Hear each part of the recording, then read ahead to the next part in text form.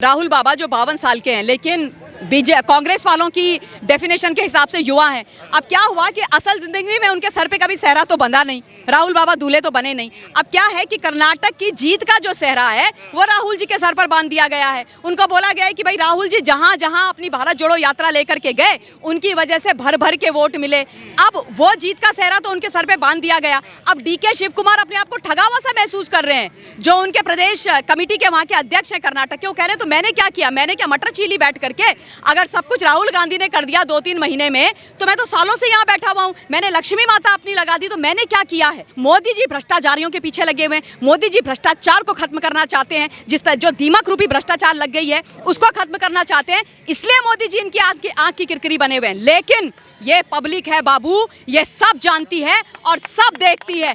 2024 में 2014 और 19 से ज्यादा वोट परसेंटेज और सीट से इस देश के प्रधानमंत्री एक बार फिर आदरणीय नरेंद्र दामोदर दास मोदी जी बनेंगे। Mark my words. Ma'am, Karnataka चुनाव के बाद अब एक कांग्रेस इसको सीढ़ी की तरह देख रही है प्रधानमंत्री की कुर्सी तक पहुंचने के लिए। क्या लग रहा है, सीढ़ी साबित होगी राहुल गांधी की? अरे कौन सी सीढ़ी की बात कर रहे हो, ये तो खुद सांप सीढ़ी खेल रहे हैं। इनकी तो लूडो की गोटी में छह ही नहीं आया है। इनको तो अभी तक ये ही नहीं पता है कि इनका मुख्यमंत्री कौन बनेगा। ये तो किस्सा कुर्सी का चला गया है, हाय हाय कुर्सी, उफ उफ कुर्सी चल रहा है। और ये डीके शिव कुमार और सिद्धरामैया ये गाना गा रहे हैं, हाय हाय कुर्सी, उफ उफ कुर्सी। और सोनिया गांधी जी, राहुल गांधी और प्रियंका वाड्रा बोल रहे हैं एक है अनार यहाँ, दो है बीमार यहाँ, ये कुर्सी मैं किस किस को दूं। तो इनके अंदर जो सिर फुटबल हो रखा है उसको नहीं संभाल पा रहे हैं। एक मुख्यमंत्री इनसे तय नहीं हो पा रहा है, कौन मुख्यमंत्री बनेगा वो इनसे डिसाइड नहीं हो पा रहा है। 2024 की क्या बात करेंगे, अपनी पार्टी को संभाल लें, कर्नाटक को संभाल लें, अपने दो नेताओं को जो आपस में इस समय भिड़े हुए हैं उनको संभाल लें।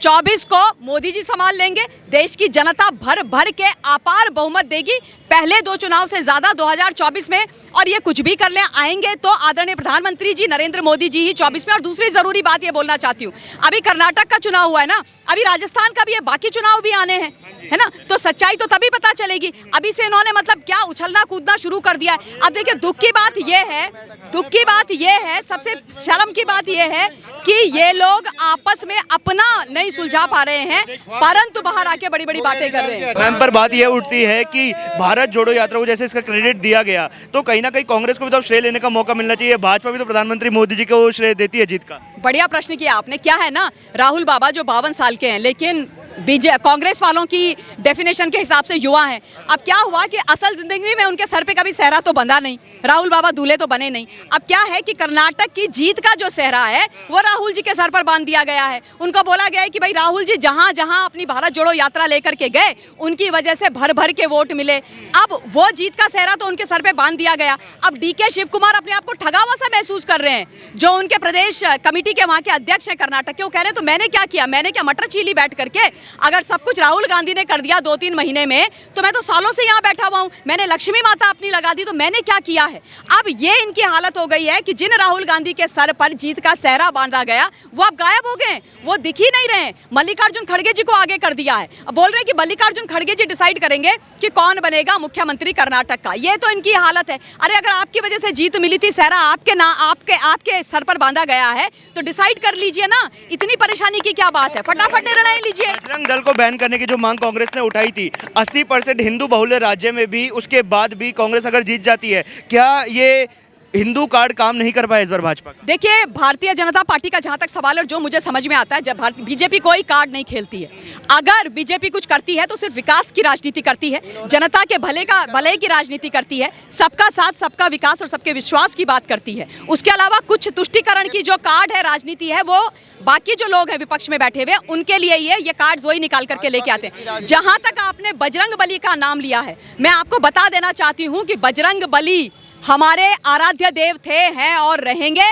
और जो कोई भी बजरंग बली जी को ताले में बंद करने की बात करेगा उसको आगे जरूर बजरंग बली का प्रकोप भुगतना पड़ेगा, इसमें कोई दो राय की बात नहीं है। क्या किया कांग्रेस ने, कैसे किया, हम सब जानते हैं। ये वही कांग्रेस पार्टी है जिन्होंने प्रभु श्री राम जी के अस्तित्व पर प्रश्न चिन्ह लगा दिए थे। एक लेकर के अपील चले गए थे आदरणीय सुप्रीम कोर्ट में कि भगवान श्री राम तो है ही नहीं। तो ये लोग तुष्टीकरण की राजनीति करते हैं। इन्होंने इस देश को जाति धर्म के आधार पर बांट करके विकास को डब्बे में बंद किया। अगर विकास हुआ यहाँ पर इस देश में इतने 70 सालों के अंदर तो सिर्फ और सिर्फ कांग्रेस पार्टी के गांधी परिवार का और कांग्रेस के बड़े बड़े नेताओं का हुआ है। That's it. उसके बाद भी मल्लिकार्जुन खड़गे का ये कहना है कि भाजपा मुक्त दक्षिण भारत हो गया। एक और कांग्रेस मुक्त भारत की बात भाजपा करती थी, अब दक्षिण भारत ही भाजपा से मुक्त होता नजर आ रहा है। देखिए, जहां तक मल्लिकार्जुन खड़गे साहब का सवाल है, बहुत बुजुर्ग व्यक्ति हैं, राष्ट्रीय स्तर के नेता हैं। मैं ये बोल रही हूं, खड़गे साहब पहले आप ये देख लीजिए कि कुछ समय में ऐसा ना हो जाए कि कांग्रेस पार्टी खड़गे मुक्त हो जाए, क्योंकि जिस तरीके से रिमोट कंट्रोल से वो चलाए जा रहे हैं अध्यक्ष बनने के बावजूद भी, वो चिंता का विषय है। बाकी ये बोल देना कि कर्नाटक दक्षिण भारत भाजपा मुक्त हो गया है, ये इनकी सोच है। भाजपा को वहां पर भी यानी कर्नाटक के अंदर भी वोट मिले हैं। कुछ आत्ममंथन करने की आवश्यकता है, वो जरूर पार्टी को करना चाहिए। ये मैं भी अवश्य बोलती हूँ, जरूर करना चाहिए। और जनता को भी ये सोचना चाहिए कि तुष्टीकरण की विकास क्या चाहिए, क्योंकि end of the day as responsible citizen ये हमारी जिम्मेदारी बन जाती है कि हम अपने आने वाले भविष्य को किस तरीके से देखते हैं, हम अपनी आने वाली पीढ़ियों को क्या देना चाहते हैं, तुष्टीकरण देना चाहते हैं या विकास देना चाहते हैं, करप्शन फ्री नेशन देना चाहते हैं कि तुष्टीकरण देना चाहते हैं, करप्शन देना चाहते हैं। और इस वक्त जो आदरणीय मोदी जी की सरकार है, चल रही है पूरे भारतवर्ष के अंदर, जिसको देश की जनता जो यहाँ पर चारों तरफ खड़ी है उसका भर भर के सम्मान भी है, समर्थन भी है, वो इस देश को करप्शन फ्री करने के लिए और इस देश को विकास की राह पर दौड़ाने के लिए ही कार्यरत है। अब जो कर्नाटक में कांग्रेस की जीत हुई है, इससे क्या लग रहा है 2024 के लिए जो महागठबंधन बन रहा है उसको मजबूती मिलती नजर आएगी? क्योंकि उन्होंने कहा कि सत्ता से उखाड़कर फेंक देंगे भाजपा को। ये तो 2019 में भी शायद बोला था ना, महागठबंधन महाठगबंधन ने, ये सारे के सारे इकट्ठे हो गए थे। असल में परेशानी क्या हो गई है कि मोदी जी की जो विकास नामक सुनामी है उसको रोकना बड़ा मुश्किल है। तो अब विपक्ष क्या करता है, मोदी वर्सेस ऑल करता है।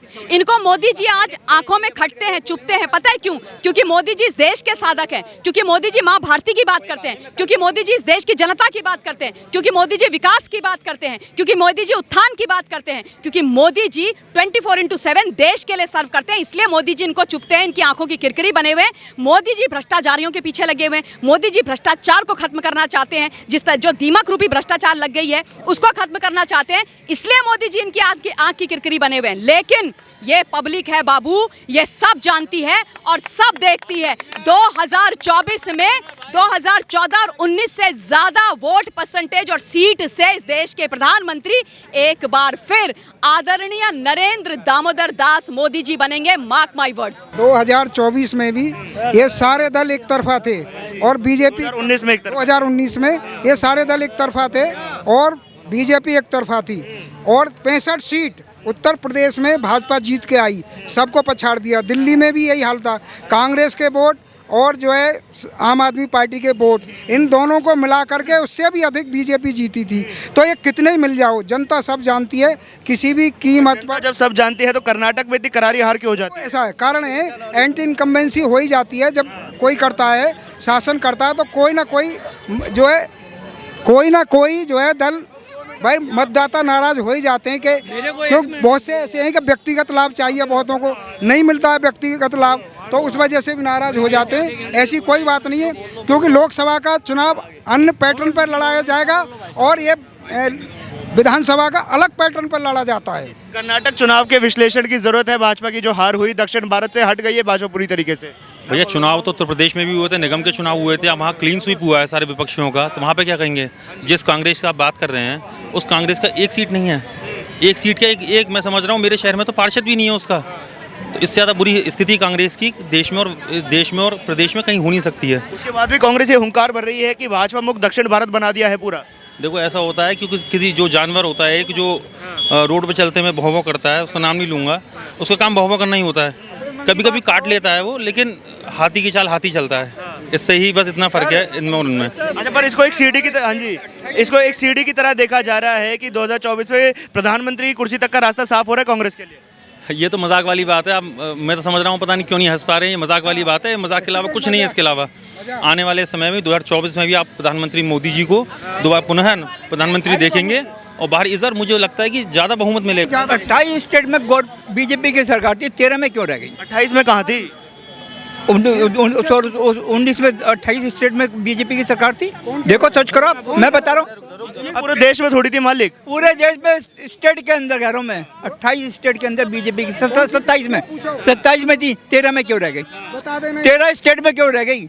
बीजेपी सिमट रही है धीरे धीरे। हाँ बिल्कुल सिमट रही है भाई साहब, बीजेपी बिल्कुल कांग्रेस सिमट की रही है। बात कर रहे हैं जिसका कोई अता पता नहीं है। राहुल गांधी, अबे राहुल गांधी तो है ही नहीं। अता पता नहीं हो तो राहुल क्या गांधी कर्नाटक की में बात कैसे कर जीत रहे हैं। जाती, अता पता नहीं हो तो कर्नाटक में तो भी तो देखिए राजस्थान जीते हुए हैं, कर्नाटक जीते हुए हैं, फिर आप कह रहे हैं नहीं पता उत्तराखंड देखिए जब से भाई राहुल गांधी जी ने इस्तीफा दिया है तब से कांग्रेस पार्टी थोड़ी बहुत जीत रही है, लेकिन इस समय मोदी जी को हरा पाना नामुमकिन है।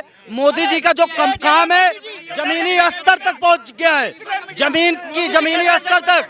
लेकिन इन लोगों को सिर्फ झूठ बोलना है। ये लोग सुप्रीम कोर्ट को मानते नहीं, चुनाव आयोग को मानते नहीं, ये लोग सेना को गाली देते हैं, आर्मी को उल्टा बोलते हैं। मोदी जी महाराष्ट्र की सरकार, हाँ जी। महाराष्ट्र की सरकार के लिए सुप्रीम कोर्ट ने क्या कहा? तुमने कभी माना कि सुप्रीम कोर्ट क्या कहती है? असंवैधानिक तरीके से सरकार बनी है वहाँ पे। राहुल गांधी बोला। आप देखो कल का न्यूज, कल को न्यूज पेपर यार यहाँ आ जाया करो तो पूरी जानकारी लेके आया करो। दूसरी बात सुन लीजिए, सुप्रीम कोर्ट ने कब बोला? मेरे को तो नहीं। आगे असंवैधानिक तरीके से जो सरकार, सुप्रीम कोर्ट ने बोला अगर इस्तीफा नहीं दिया होता तो सरकार बच जाती, संविधान की तो बात ही नहीं हुई। और संवैधानिक की बात आई है, आप देखिए ना हाँ, आ गई। फिर उसमें ये भी कहा अगर इसमें ये कांग्रेस के अरे सवाल तो सुन लो भैया, सवाल तो सुन लो ये निकल सकता था कि भैया। अगर इस्तीफा ना दिया बंद कर होता। दूं, मैं बंद कर दूं, सवाल पूछ लूं, सवाल पूछने दो। 2024 के लिए क्या सीढ़ी खुल गई है कर्नाटक चुनाव के बाद? बिल्कुल सीढ़ी खुल गई है। अब यहाँ से अंत की शुरुआत हो चुकी है। अब बहुत दिनों तक इनका जादू चला है, अब यहाँ से इनके अंत की शुरुआत है। और ये वहीं पहुँच जाएंगे जहाँ से दो भाजपा के अंत की शुरुआत हो गई है। इनको कहने दे थोड़ी ने, 180 करोड़ तुम ही हो, सब तुम्हारे पास ज्यादा दिमाग आ गया। पूरा ऑल इंडिया का सब ये हराने वाले हैं और कोई नहीं, बस यही हराने वाला आ गए, मोदी जी का हराने वाला। तो कर्नाटक में क्यों नहीं जिता लिया? क्यों नहीं जिता लिया कर्नाटक? अखाड़े में दो पहलवान आएंगे तभी मजा आएगा। कांग्रेस में जीत रहे, भाजपा भी रहे, लोकतंत्र जीतेगा, कोई भी जीते। आप मोदी जी जीतेंगे तो भी लोकतंत्र जीतेगा, इंडिया जीतेगा। चुनाव जब होता है तो लोकतंत्र पे होता है, या तो कांग्रेस जीते या भाजपा जीते, वही जीते, लोकतंत्र जीते। मोटिवेशनल वैल्यू देने आए थे। ये लोग कहते हैं मोदी तेरी कब्र खुदेगी, और राजस्थान में गहलोत के सामने जनता कहती है मोदी मोदी मोदी। मोदी जी कहना पड़ता है बैठ जाओ, तब जाकर पब्लिक बैठती है। मोदी जी जितने चुनाव होने वाले हैं, अब राजस्थान, मध्य प्रदेश, छत्तीसगढ़ और 2024 का चुनाव, कोई हराने वाला नहीं है। इन लोगों का एजेंडा है मोदी हटाओ। भारत जोड़ो यात्रा को श्रेय दे रहे हैं इसका। भारत जोड़ो तक भाई साहब फ्लॉप थी, क्योंकि इन्होंने क्या किया था, झंडा जाके गाड़ा लाल चौक पे। भाई लाल चौक पे कोई भी झंडा गाड़ सकता है, कोई भी झंडा ही गाड़ना था तो जाके पीओके में गाड़ के दिखाते राहुल गांधी, फिर मैं मानता कि ये नेता हैं। ये झूठ। अगली बार जब भी बिरयानी खाने जाएंगे मोदी जी, तो वहाँ जरूर गाड़ के आना, उनको बता देना कि वहाँ गाड़ के आएंगे। दूसरी बात, इन्होंने अभी बोला कि मोदी जी, उन्होंने बोला कि अशोक गहलोत की एक सभा में, अशोक गहलोत का राष्ट्रीय कार्यक्रम था, उस राष्ट्रीय कार्यक्रम में उन्होंने अपनी वो नहीं करनी चाहिए, वहाँ भी प्रचार करके आए हैं मोदी जी। और तुरंत अशोक गहलोत जी ने बोला है कि यहाँ पर अब ये राजनीतिक कोई हार के कारण क्या है? राजनीतिक मंच नहीं था, वहाँ पर भी मोदी जी अपना प्रचार करके आए। हार के कारण क्या है? राज्य की एक मीटिंग में जाते हैं। हार के कारण, सवाल तो सुन लिए, रट कर आए हैं क्या? हाँ जी, कर्नाटक में हार के कारण क्या है? किसके हार के कारण? भाजपा ही हारी है। भाजपा हारी है, इसलिए हारी है क्योंकि अभी तक ये सिर्फ जनता से झूठ बोलते आए हैं और झूठ ही बोला। दूसरी चीज, वहाँ पे जो 40% सरकार है जिसको बोलते हैं, 40% की सरकार वहाँ चल रही थी। वहाँ नोट भर भर के लोगों के घर में मिलते हैं। झूठ की वजह से भाजपा सरकार हारी है। एक लाइन में आपको बात बता दूं, लोग बोलते हैं भाजपा हिंदू मुस्लिम करती है, ठीक है? कर्नाटक में 80% हिंदू है, फिर भी हिंदू ने भाजपा को हरा दिया। क्यों? हिंदू हमेशा सच का ही साथ देगा, तुम भले मोदी हो चाहे राहुल गांधी हो। और उसी तरफ एक तरफ है कांग्रेस, ठीक है ना, या एक तरफ मुसलमान ले लो। अतीक अहमद मरता यूपी में, आवाज केरल से निकलती है। अतीक अहमद मरता यूपी में, आवाज केरल से निकलती है। गुजरात में कुछ दंगा हो जाता है तो बंगाल में कैंडल मार्च निकलता है। ये लोग कुछ भी हो व्हाट्सएप ग्रुप की तरह एक आतंकवादी को बचाने के लिए आके खड़े हो जाएंगे कि हम मुस्लिम हैं, मुस्लिमों के घर पे बुलडोजर चल रहा है, ये हो रहा है, वो हो रहा है। भाई हिंदू सच का साथ देता है, कट्टरपंथी हिंदू नहीं होते, कट्टरपंथी एक ही प्रजाति के लोग होते हैं। तो इस चीज को समझने की जरूरत है।